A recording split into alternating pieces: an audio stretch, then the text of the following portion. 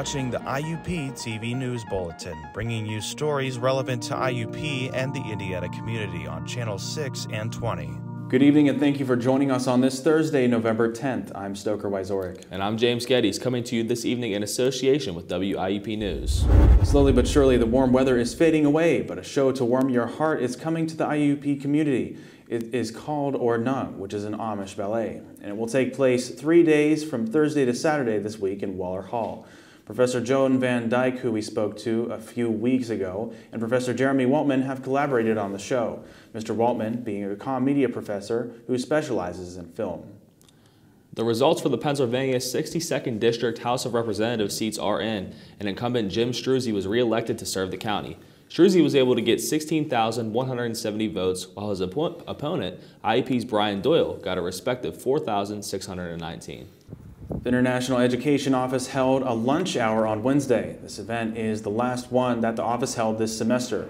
Every year, the office holds 4 events for the IUP students, faculty, and communities, which include international lunch, tea hours, and education week to introduce diverse culture and connecting international students, plus faculty with Indiana communities.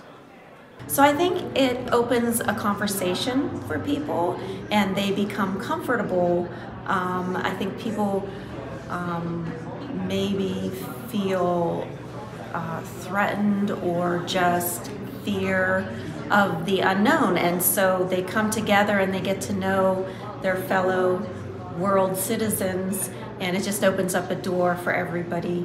Currently, there are 376 international students, or about 4% of the total students at IUP. I never expected that we were going to turn these red counties blue, but we did what we needed to do, and we had that conversation across every one of those counties. And tonight, that's why I'll be the next U.S. Senator from Pennsylvania. Well, it's official. The senator-elect for Pennsylvania is John Fetterman, and Josh Shapiro will be the Commonwealth's next governor. When it comes to the House, though, Republicans have claimed 8 seats, and Democrats have taken 5 at the time we're recording this. There is Summer Lee also solidifying her win for PA's Congressional District 12. We'll look further into these results as the show goes on. Dr. Mehmet Oz released a statement on Wednesday stating that he called John Fetterman to concede the U.S. Senate race in Pennsylvania. Dr. Oz mentioned in his statement that, quote, "We are facing big problems as a country and we need everyone to put down their partisan swords and focus on getting the job done." He's also mentioned that he hopes our nation can begin healing soon. Millions of people have taken the biggest shot in the dark known to the Powerball lottery. There is a problem, though, in that people had to wait longer to see who won the world record, now over $2 billion jackpot. Officials released a statement earlier this morning saying one participating lottery is still processing its sales and that all 48 participating lotteries are required to submit their data before winning numbers can be drawn. Cash estimates for the jackpot are now at $929 million. The winning numbers are 10, 33, 41, 47, 56, and a Powerball of 10. On WIUP-FM News yesterday, we mentioned how ballot measures were a huge part of voting in many states. In Kentucky, one ballot measure was to add to the state's constitution that there was no right to abortion. However, the voters in Kentucky rejected the amendment, while California, Michigan, and Vermont have now put the right to abortion in their constitutions. In Kentucky, however, this does not mean the end to the fight for abortion, as the current legislation almost entirely prohibits it.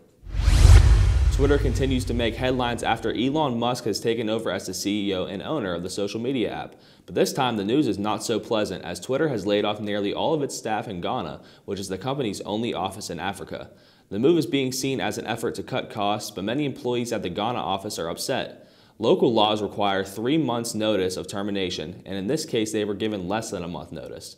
Elon Musk has been laying off staff all over the globe. He says that he had no choice since the company has been losing over $4 million each day. It seems that Twitter is not the only one in this situation. Facebook parent company Meta said it's laying off 11,000 employees, or 13% of its employees, marking the most significant job cuts in the tech giant's history. CEO Mark Zuckerberg said in his blog post to the employees on Wednesday that the job cuts is necessary in order to deal with challenges due to the high cost of managing the metaverse, as well as a concern over high inflation and rising interest rates. After alleged rumors of Russian forces retreating, their military is now being ordered to pull out from the Ukrainian city of Kherson. It is the only regional capital captured after invading the Eastern European country in February. Russian General Sergei Javonkin states that it is no longer possible to supply troops in the area. This is all happening because of a Ukrainian counteroffensive, which officials say is becoming a significant blow to Russia's attacks. It also goes against Russian President Vladimir Putin's annexation of the surrounding territory. Coming up, how the final few days played out locally before Tuesday evening's midterm. Also, the political outlook and election analysis with Frey Heidi. Looking for some new entertainment? Check out IUP TV today. This station features student-created content such as The Big Hit for sports coverage, Animation Nation for all things anime and toon, Indie Rockers Ball for local music acts, Press Start for your game fix, and Witticism for a laugh. Tune in on Campus TV or on our respective YouTube channels today. There's something for everyone, made by the people that you know. So when it comes to voting in elections, I know some people will try to vote either by mail or in person. For me, I usually prefer in person, but some other people may prefer mail. And I was wondering, James, do you know anybody who has chosen to vote by mail? Oh yeah, I know plenty of people that choose to vote by mail. I do it myself. I get so busy sometimes that, you know, voting via mail is just easier for me. The only thing is, though, it does take a little bit longer to count those votes, and it takes a little bit of time, you know, to get the election results back. That's so true. And before all of those results came in, I went to Latrobe, Pennsylvania, and during then, Republicans and Democrats were hosting the rallies as the election got closer. Supporters are preparing to cast their votes just 3 days before the midterm elections. This is creating a political game of musical chairs for candidates Dr. Mehmet Oz and Doug Mastriano. They are being endorsed tonight by former President Trump at a rally here at the Arnold Palmer Regional Airport in Latrobe, Pennsylvania. Those chairs being a seat for Pennsylvania Governor and U.S. Senate. I want to have the focus tonight be on Dr. Oz and on Doug Mastriano. Democrats John Fetterman and former President Barack Obama also held a rally in Pittsburgh earlier in the day. The weather showed its presence at both rallies. With a president that is 100% sedition-free.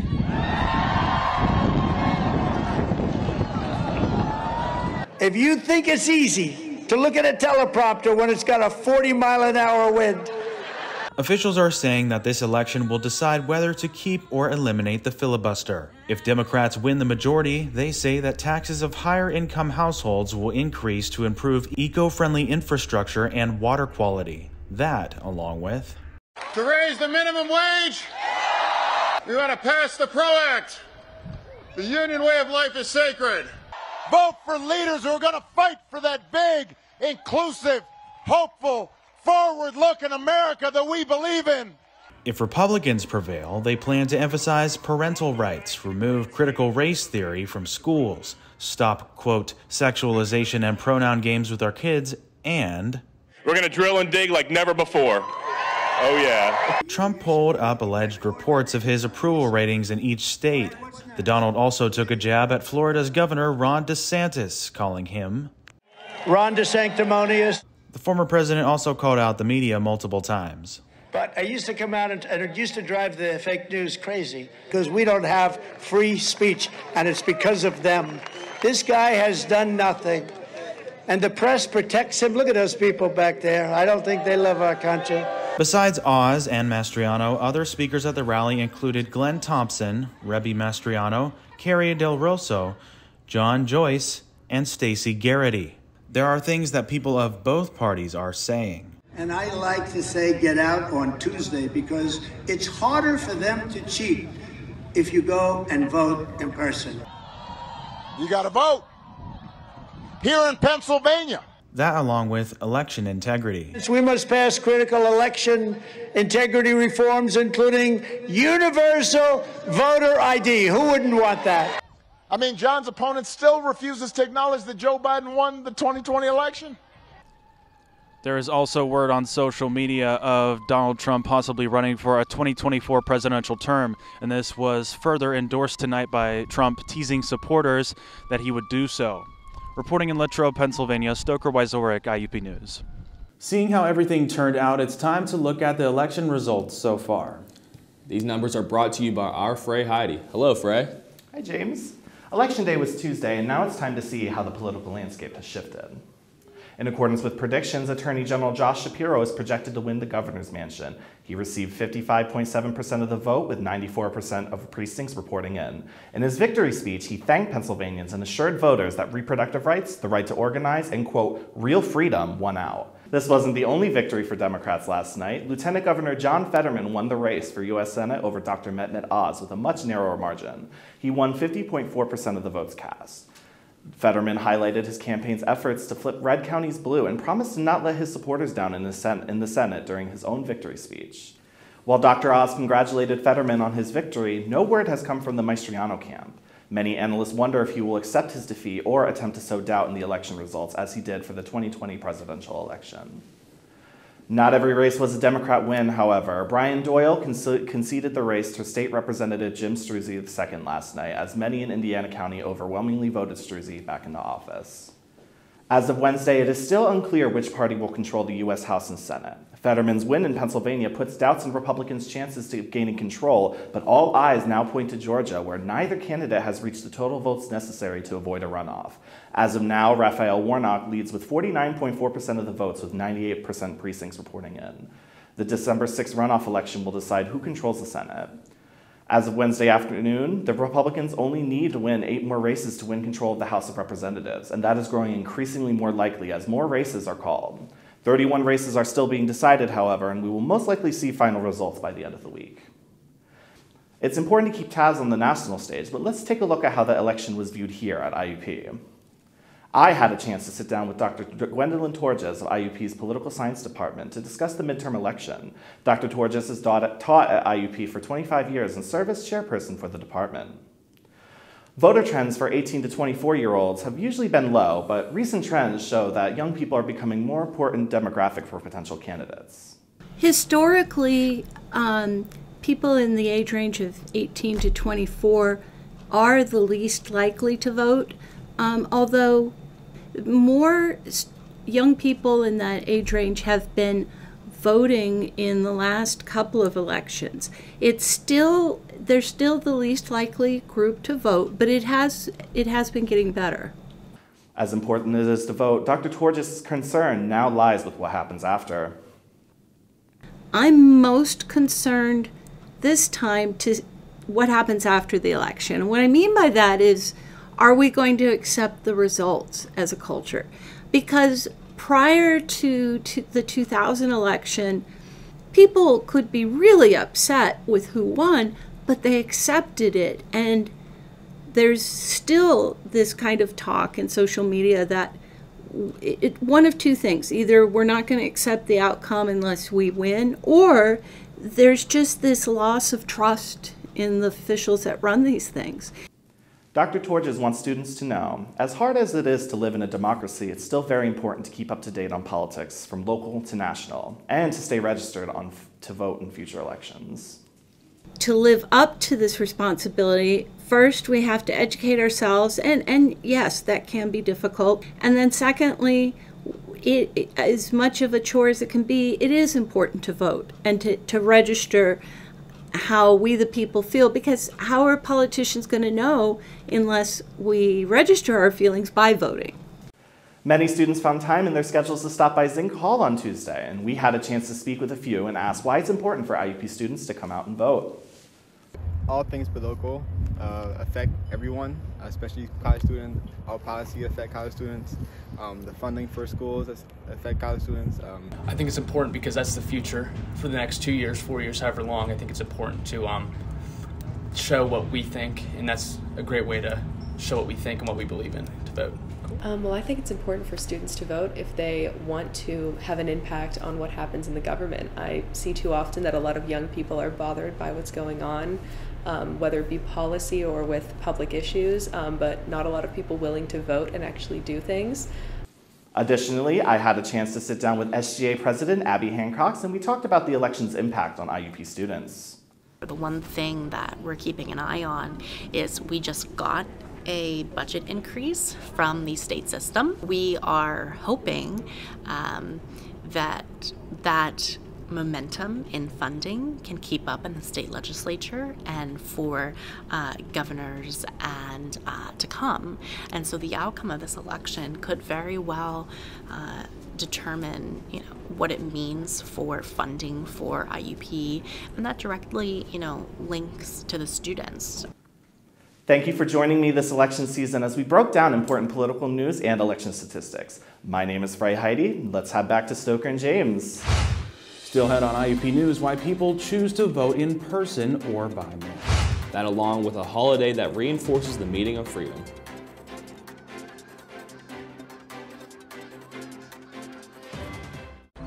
Let me tell you something. Whatever it took you to get here will take you anywhere you want to go.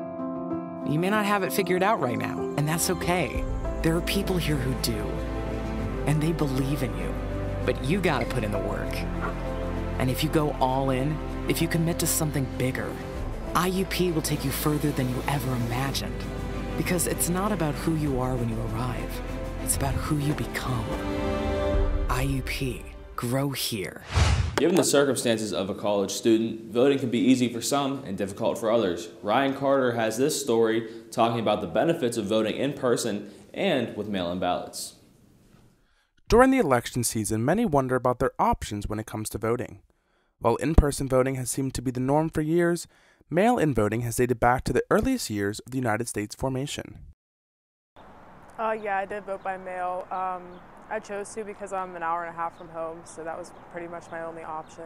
Being at school, it's kind of hard to, run back home on election day to go to the polls. So I just figured that mail-in would be easier. It's easier. You don't have to deal with all those old people that work the little booths. Voting has seen a rise in numbers because of not only the health and safety, but also the ease. Well, I feel like it's a little bit easier, like I said, but with COVID and everything too. Even if you're out here and don't have the option, as I do, to go home, because I'm using it as an excuse, like I said, for my family. Other people don't want to have to go out to the polls, and if they have the option to do something in their house real fast instead of going in, I feel like it would bring in more voters, if anything. Pennsylvania's secretary has already warned residents that the election results could be delayed because of the overwhelming amount of mail-in and absentee ballots. She has urged all Pennsylvanians to send in their early ballots as soon as possible. Just sometimes I feel like things can get lost in the mail, and it just makes me a little bit nervous because I've mailed a lot of things and I've had things get lost before, so I worry that could happen in my vote. Pennsylvania law states that while mail-in ballots can be processed before the polls close on Election Day, no votes will be counted until later on in the night. With almost 2 million Pennsylvania residents expected to vote by mail according to the Pennsylvania Department of State, many ballots will not be counted until the hours and day after the election. Mail-in voting has changed the timeline of the election results, but is an option that seems to have many people feeling more comfortable and ease as they cast their votes in this key midterm election in Pennsylvania. This is Ryan Carter in Indiana with IUP News. November 9th is the World Freedom Day. This year marks 33 years after the collapse of the Berlin Wall in Germany in 1989. Our reporter Donovan Carrington and Blake Marciano reflect on the significance of freedom throughout the history and how things got to where they are today. November 9th is the national holiday of World Freedom Day, celebrating the destruction of the Berlin Wall, ultimately leading to freedom for millions, hence the name. The reason it is called World Freedom Day is because once the Berlin Wall fell, Central and Eastern Europe were free from communist rule. The focus of this World Freedom Day is access to information as a public good. What does that mean exactly? Well, this means that every time you look up something on a laptop, phone, or even TV, you're accessing information. So my phone serves two purposes for me. One, I use it for various, social medias, a lot of Discord and stuff, so I can talk to my friends. But also I use it to look things up a lot and do a lot of reading. I'm a very curious person, so when I think of something in my head, I have a very active brain, and I'll just have a random question, just how did they realize rubber tires were the best tires or whatever? And I'll just look it up and then, read about it, and I end up learning some weird new little thing. And yeah, That's mostly what I use my phone for. As well as having the privilege of instant access to information at your fingertips, America also has laws that protect the people's right to have a voice, aka freedom of the press and freedom of speech, our First Amendment rights. If I had a day without any information, if it was a weekend, I'd just be quiet. I'd just be perfectly fine because I don't use my phone or really any information all that often on the weekend. But if it was like school, I would have a lot of concern with how I would write down notes, and if I had to do any like homework or write a paper, especially research papers, that would not be great because I wouldn't be able to have any of my information for access. Information is the public good and everyone deserves access to it. With this much access to information, we can grow and evolve as a society, and no one has the right to withhold that from you or other people. This is why access to information as a public good is beneficial, and that is what World Freedom Day is all about. This is Donovan Carrington with Blake Marciano, and until next time, you guys be safe and take care. After the break, we'll take a look through history with women's rights in voting. And IUP students getting a head start when taking to the skies.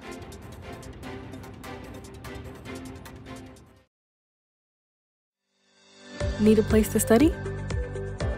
You should come to the Stapleton Library at IUP. Stapleton has various places for students to get work done. There are individual cubicles and areas if students want to work alone.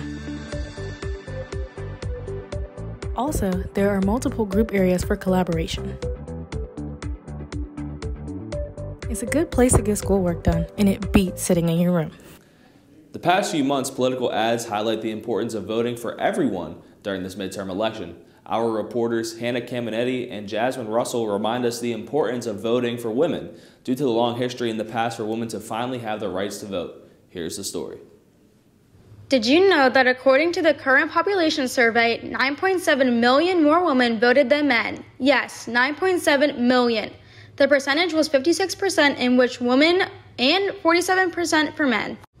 As Election Day approaches near you, we wanted to gather different perspectives on why people think it's important for women to vote. I think women should vote because it's incredibly important to have individuals who think things through, not only thoughtfully but also emotionally. Like, some people don't think emotion plays into politics, but it does. Well, because they probably half the population. You got males and females, so like you can't have one side dictating everything. And being a person of color, I know what it is like to be a minority, but I'm not a woman, so I don't know what it's like to be that type of minority. But being a minority, I can sympathize for other minorities. So I just feel like if you're of a minority, you should have a voice. The women who fought for our voting rights are Susan B. Anthony and Alice Paul. They are the reason women can vote today. Voting ensures women's reproductive and economic progress. The 19th Amendment helped millions of women move closer to equality in all aspects of American life. Women advocated for job opportunities, fair wages, education, sex education, and birth control. Hi, I'm Jillian Smith, and my thoughts on abortion are that they should be protected, that a woman should have the right to choose what they do with their body, especially in like today's age. It's not really the best world to be bringing kids up in, and I feel like it's important that women have the right to choose what they want to do. This is Hannah Caminetti and Jasmine Russell reporting for IUP TV News. Some students like myself will have enough credits to graduate by this December. Then it's up to us to decide where we will go next. I may not be an engineer, but people who have a degree in the field may benefit from a promising aviation career, which I look into here.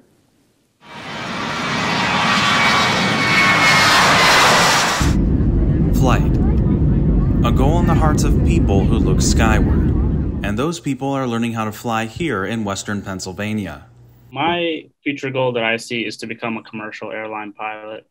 Down the road is to fly internationally on big jets, for an example like Airbus and Boeing. Hamza Samar is a graduate student of IUP. He is working towards an environmental engineering and energy management bachelor's as well as a master's in business administration. It's been my passion since I was a little kid, which is, I think it's really cool just to discover all of these new places around the world, you know. Hamza is one of many that shares this love for flying. I had the pleasure of working with him at the Arnold Palmer Airport in Latrobe, Pennsylvania. Being a ramp agent myself, I can assure you it's a lot more than just waving around wands and moving bags. Our job includes everything under the wings of the $95 million aircraft that carries you around the planet. Some of these tasks include operating machinery, sorting and lifting bags, and marshaling planes into the gate. For some, flying is the coolest thing in the world. Humans now have the ability to see places like never before in history. But what if you're new or scared to fly? My coworker Bailey Noel could help reassure you of just how safe it really is. Looking into the credentials that it takes pilots to get jobs for your airline, if you're flying a main airline like Delta or United, just know that you've got some top-notch pilots up front and nothing to worry about. According to a study from Harvard University, you are actually more likely to be in a car crash than a plane accident. So flying can be both safe and fun. It's also a great opportunity to meet new people who care deeply about their job. Why not book a flight today? In Westmoreland County, Stoker Wyzorek, IUP News.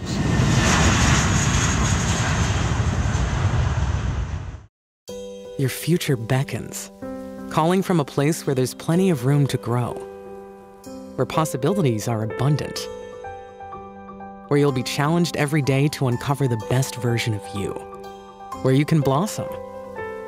The place, IUP. Here, like the clusters of oaks in our renowned oak grove, we're united in helping you reach new heights. Ready to heed the call? Get in the grove at IUP. Hello everyone, I'm Don McCarriton with this week's IUP Sports News, and here are your daily sports teams. We'll start with field hockey, and they will be up against East Stroudsburg this Saturday at 10:30 a.m. for their senior night. So shout out to our seniors: Peyton Hartman, Blaise Cugini, Julian Davis, Emily Opchinsky, and Amanda Zanner. Next, the IUP men's and women's basketball team. To start with the guys, they will have a team at Clarion, PA against the Concord at 1 p.m. Then on the other side, the women's basketball team has a Red Ribbon tournament coming this Friday and Saturday, where they will be playing against 3 different teams at 5 and 7 p.m. respectively on Friday and Saturday. Those teams being Slippery Rock, Lincoln, and Davis and Elkins. Up next is the football team, and they will be having their PSAC championship weekend game here against Shepherd at 3 p.m. Wrapping it up is the women's volleyball team, where they will be in the semifinals match this Saturday, so let's show them our support. That'll be it for sports news. Let's show our sports teams the support they deserve. Again, my name is Don McCarriton, and I will be seeing you guys next time. As we mentioned earlier, Orton Nug, an Amish ballet, will premiere this evening at 7:30 p.m. in Waller Hall. This event is made possible in collaboration with multiple organizations, as well as Professors Joan Van Dyke and Professor Jeremy Waltman. Keeping up with Static, this Saturday, the organization will be having a Taylor Swift-inspired dance party. It is set to be in the Hub Ohio Room and Atrium, with a $10 admission for students as it used to be, but now it's free. Activities consist of trivia games, lip-syncing, a costume contest, photo walls, and more. The event starts at 5 p.m. and is for anyone 18 or older. Our question of the week: how was your experience at the polls? Comment your answer on our Instagram page at IUP_news. That will do it for IUP News this week. On the next news show, we'll have stories about topics like Thanksgiving and the effects of a well-known app on college campuses. I'm James Geddes. And I'm Frey Heidi. On behalf of the IUP News team, we want to thank you for choosing us as your local news source. And don't forget to listen to our news show on 90.1 WIUP FM every Tuesday and Friday at 4 p.m. and follow our Instagram page at IUP_news. I'm Stoker Wyzorek. And I'm Don McCarriton. Please take care, everyone, and good night.